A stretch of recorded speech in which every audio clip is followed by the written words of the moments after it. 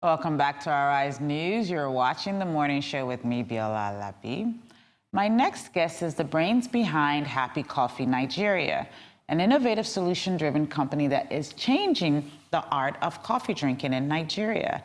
The founder, Adeyinka Tekena, uses mainly coffee beans produced in Nigeria, as she is poised to showcase and retail an indigenous array of customized coffee drinks and coffee beans through flexible mobile services that will ultimately impact the growth and demand for Nigerian-grown coffee. We caught up with her at her cafe, and here's what she had to say.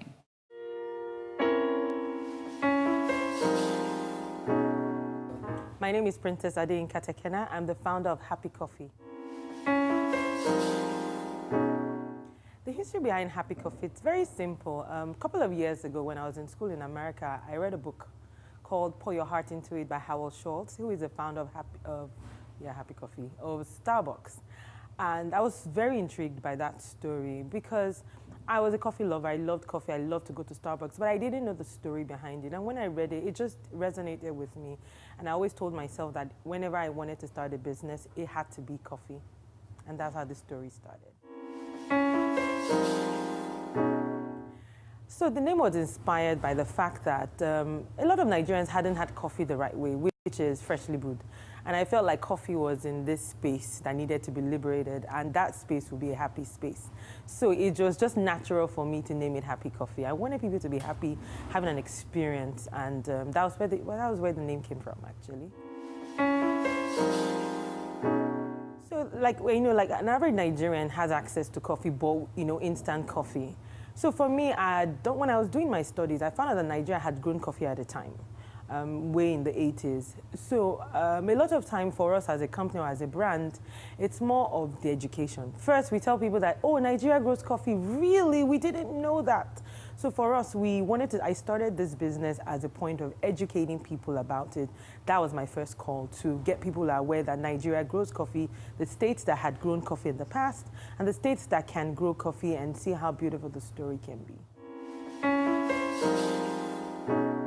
So when we started, when I started this business, I didn't even know Nigeria had started growing coffee again in 2014.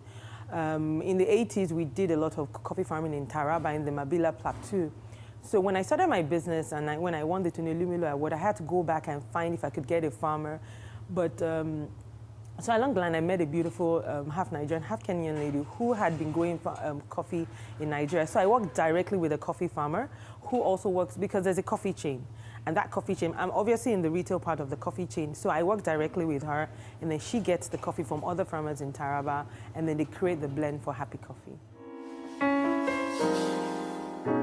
So when we started in 2015, I realized that the Nigerians had their own palate. Anybody who knows us knows that we have the way we want our food. If our jollof rice isn't burnt, then it's not jollof rice.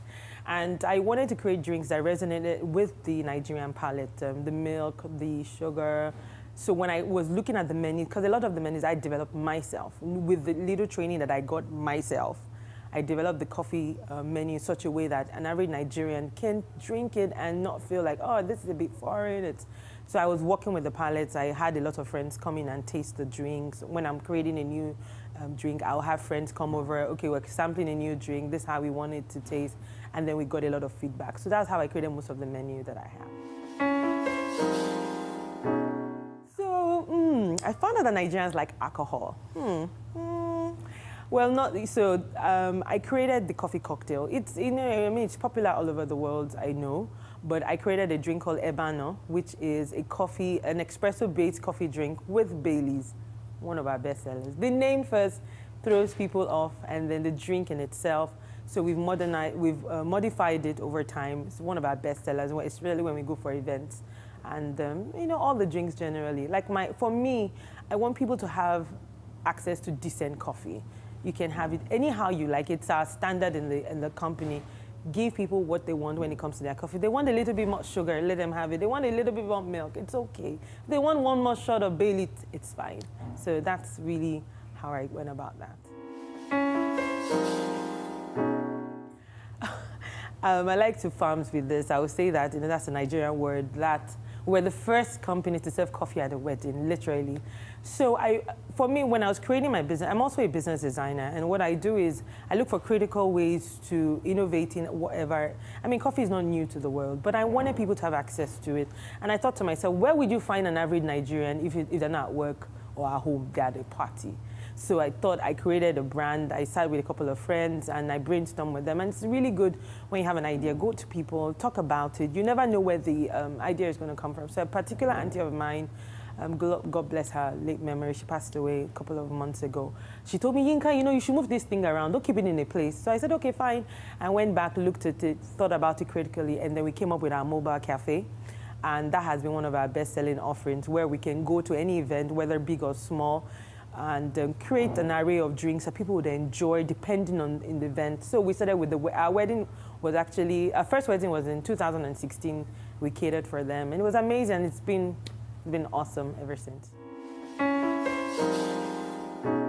So I've met so many absurd things about coffee, especially in the Nigerian context, and I really don't blame people. Oh, it makes my heart palpitate, I can't sleep, I can't breathe.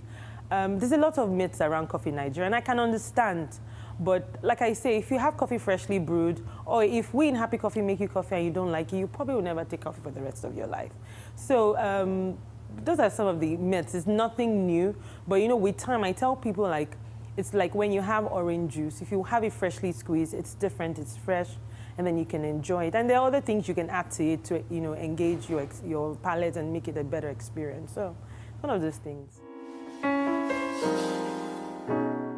The role of creativity in designing a business is very key, and also critical thinking. A lot of times as young business owners, we look at our business like, oh, we're trying to create a solution. But for me, I look at it like, what challenges are prevalent in my industry? What are the things that I can do to change the industry? So for me, it's another way of looking at your business, and that's when the creative side comes in.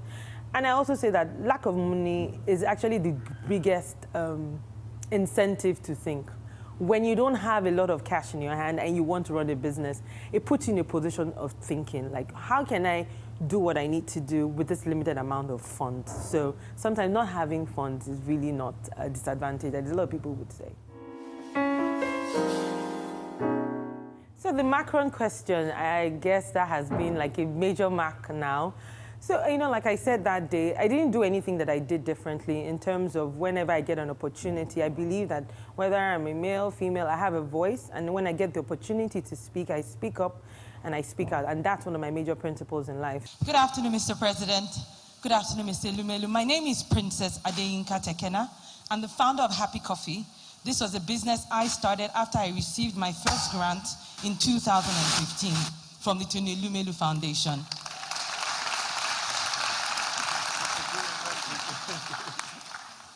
It will interest you, from my studies, I found out that there is a new trend of populism growing in continental Europe. And we also found out that there are a lot of trade wars going on amongst competing nations, right? I want to find out from you, is global trade dead as we know it? That's number one.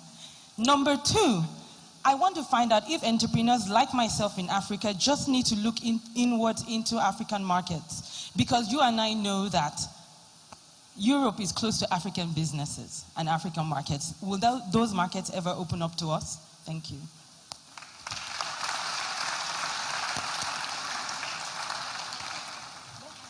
I mean, your first question is a very complicated one, but it's true that today, extremisms, but not just on the economic side, what you call populists is in fact a lot of extremes.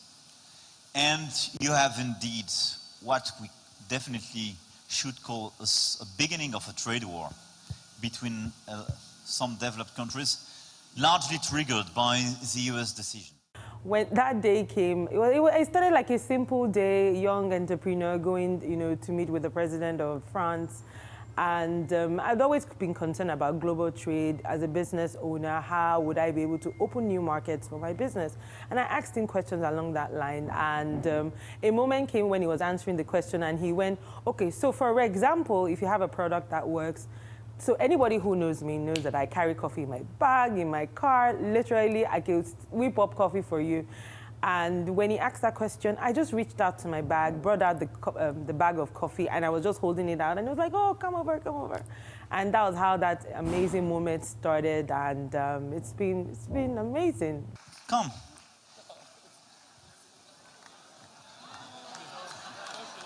I'm sorry, you have stairs.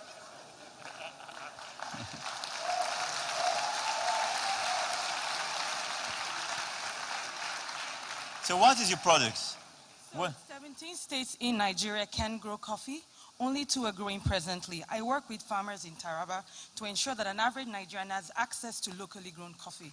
We need to rejuvenate our farms, and we need to create new farms for the future.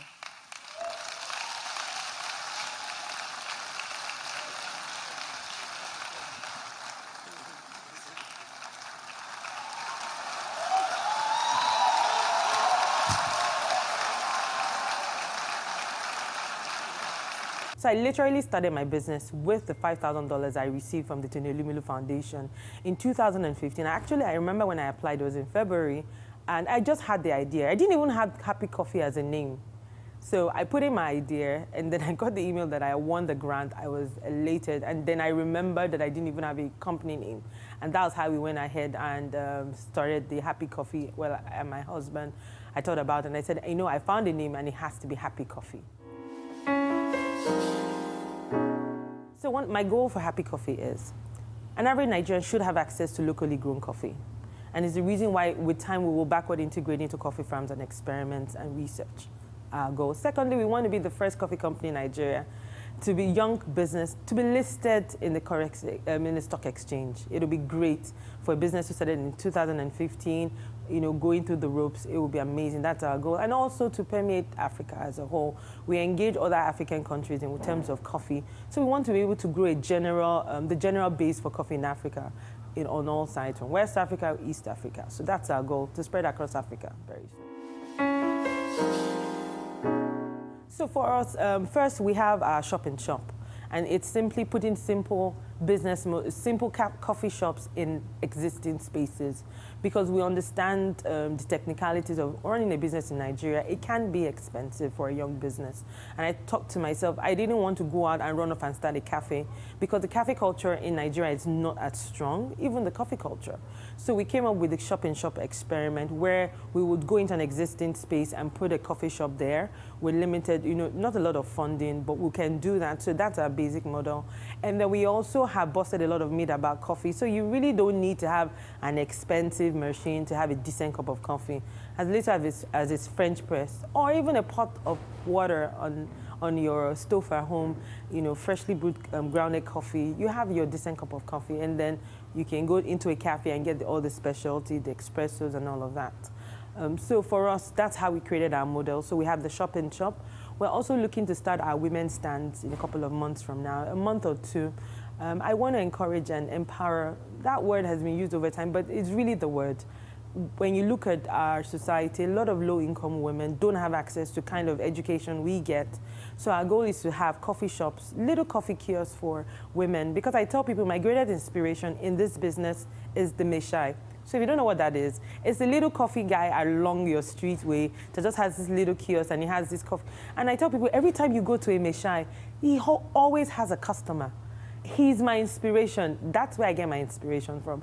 And I look forward to having those kind of stands for women in the marketplace, so we can support low-income women, so that a lot of the social ills we have with juvenile delinquency can be tackled, because we know when the mothers are working, they can take care of their children. So that's my goal. This year, we want to launch our women's stand and support more women like myself, because if I didn't get the support, I probably wouldn't be here. So imagine supporting many other women, so we can build just a decent nation for ourselves.